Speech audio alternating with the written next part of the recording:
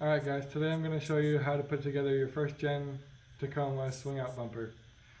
I've got one right here. The setup's a little janky just because we want to keep it protected because this one's headed out to a customer tomorrow actually. But I'm going to show you how to put it together. I'm going to show you how to put together the spindle and all the accessories that come with it, and I'll add a little bit of wiring info as well. Alright, so this is everything that's included in your kit. You're going to have the bumper. You're going to have a box full of all the accessories and all your bolts and everything. If you're missing anything, you shouldn't be, but if you are, just hit me up on Instagram and we'll get it sent out to you ASAP. And these are the brackets. You already have some on your truck, so you're going to take off ones that look like this, but they're smaller. These are 3/16 so that they can handle the weight for your hitch and your swing out post. Only thing to note is you're going to use stock bolts here, and you're going to use the provided bolts here because they have the welded nuts on the backside. This is the swing out gate. These are your lug nuts, the black ones, and those just go in here. And so I'll just put that on there real quick. Then this is your latch right here. This goes right here, and it lines up so that this clip right here lines up with the farther side over here, so it's going to go this way, and the nuts should be welded on the back side for that as well. And then those bolts are these tiny little hex bolts, and those just go through those into that. I'll show you when I have that in place. Alright, so first these brackets are going to go like this, and they're going to fit up in there and they'll line up with those, and then you just thread the bolts through because the nut is already welded on the other side, and there's just enough room for you to fit your light pod in there, no problem. Then next I would do these little lights. You're going to want to take this grommet off, and then this hole back here is where that goes. So you put the grommet in first, and then you push the wires through, and then you push this in, and I'll show you that. Just goes in there like that, and that makes it so that it just shines on your bumper. Okay, next you're going to want to put your license plate on there. So you'll just put it there, and then it's these bolts right here, and those thread into those nuts. Okay, so as far as these goes, you're going to take your power that goes to your license plate lights, the originals, and then you're going to snip the wires off with a little bit of room to spare. So if you ever decide to put your stock one back on or whatever, you have a little bit of room to splice in your old lights or whatever if you want to. Anyway, you're going to need some butt connectors like this. And you want the ones that are like see-through or whatever, that have like the little shield on the end, because those ones are going to be waterproof and they're heat shrink. So then you're going to take this and you're going to put it in your wire strippers like this, and you're just going to pull off about that much. Then you're going to want to wrap these together like this, and then once it's wrapped together pretty good, you can stick it in there like that, and it's a nice tight fit. And then you crimp it like that on one side, and then you're ready to do the same thing on the truck side, and then you put it in there, and then once it's all done, you'll use a heat gun or even a lighter. You have to be super careful with a lighter because you can end up like melting your little things, and it kind of defeats the point. But a heat gun works great. You put a heat gun on here until it shrinks, and then there will be a little bit of glue coming out the end, and that's how you know it's good. So looks like this person's getting a free butt connector.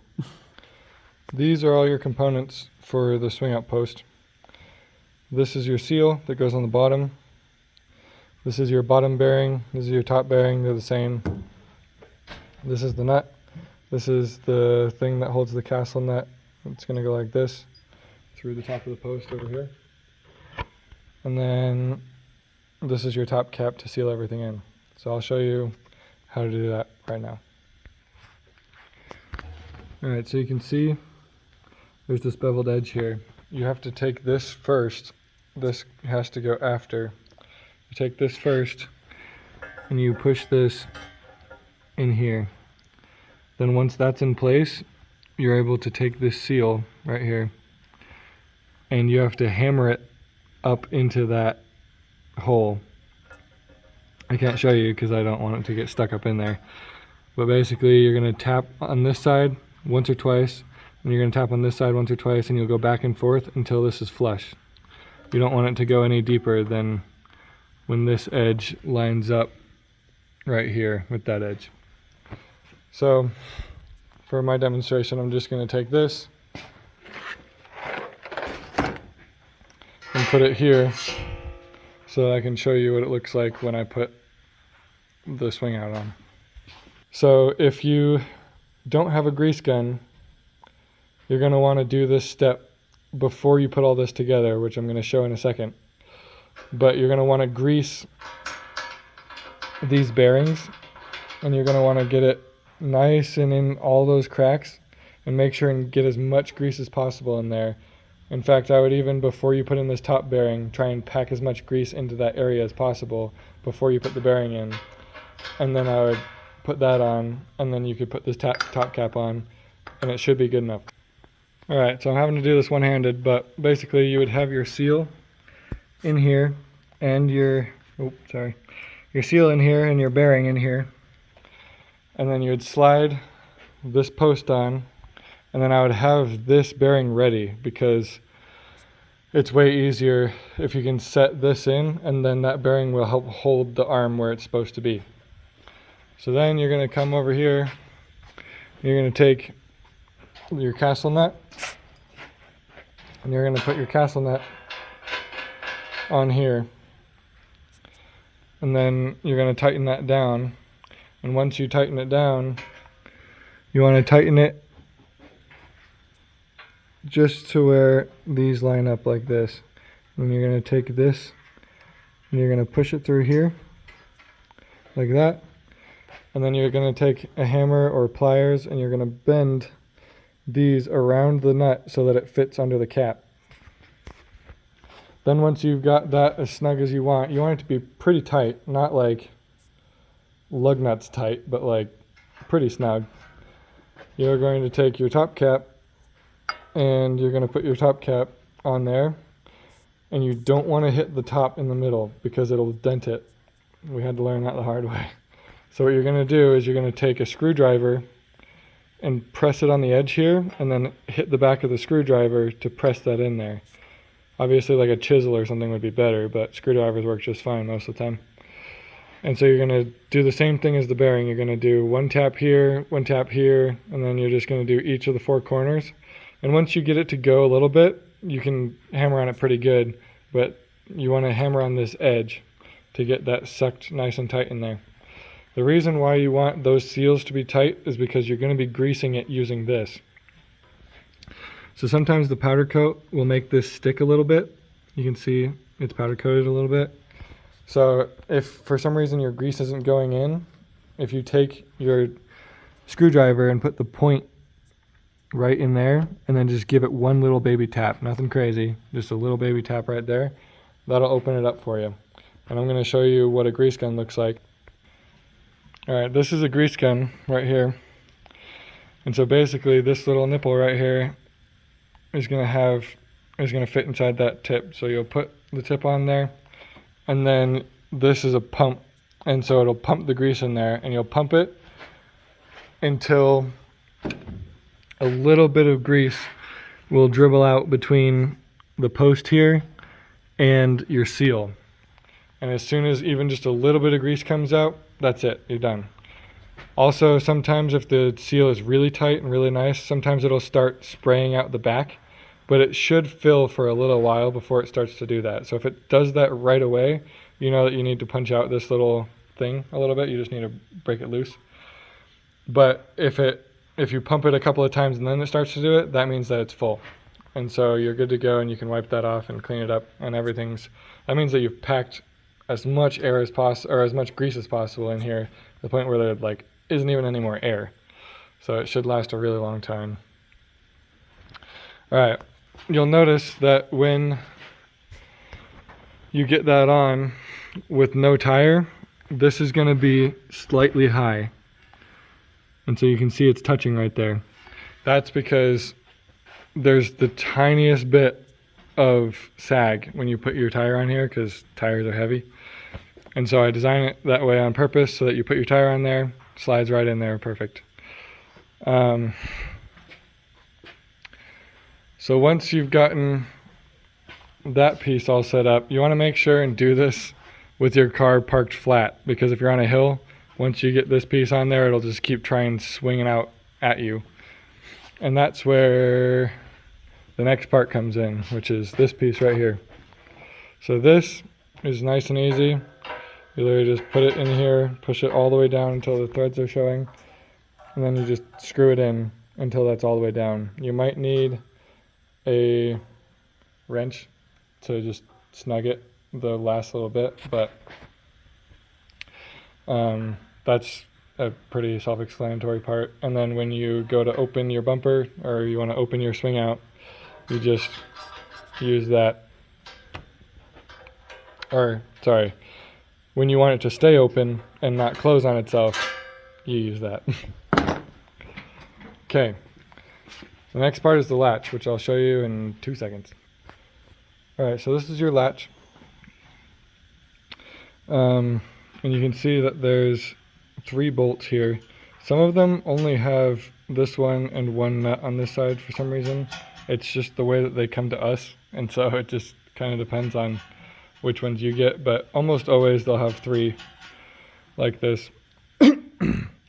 And what you'll want to do is, obviously you can see that this isn't closed right now because it does scrub a little bit as it goes in and out, which is totally normal. But since I'm sending this out to a customer, I don't want to pre-scuff it before they even get it. So I'm just going to show you the general idea of how to make sure that this is tight. But basically it should come to you pretty close to where it's already going to be.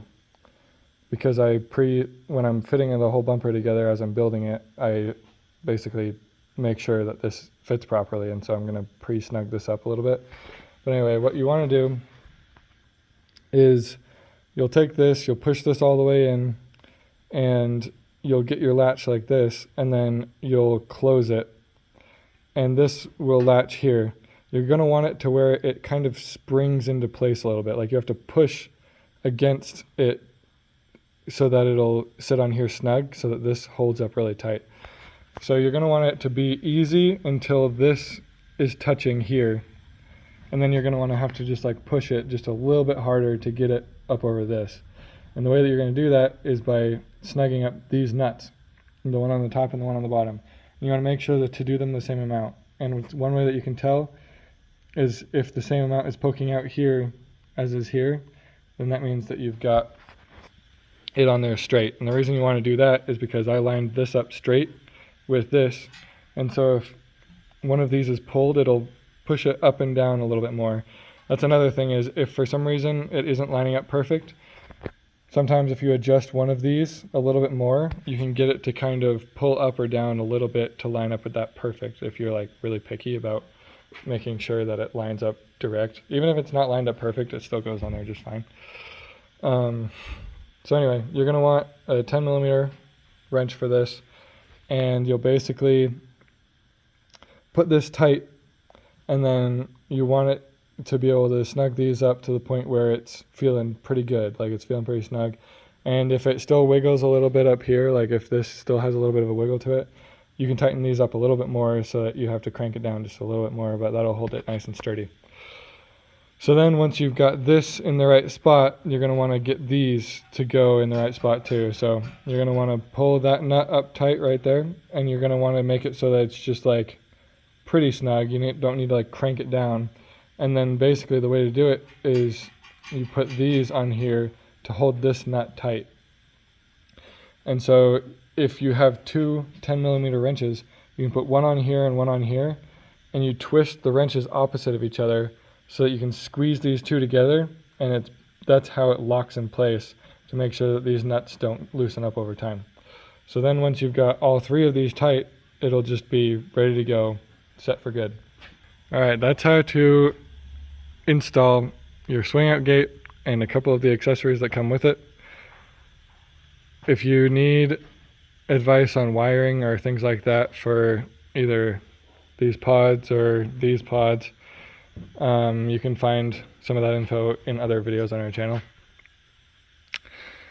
Other than that, we can't wait to send you your bumper, and if you already have one, another one.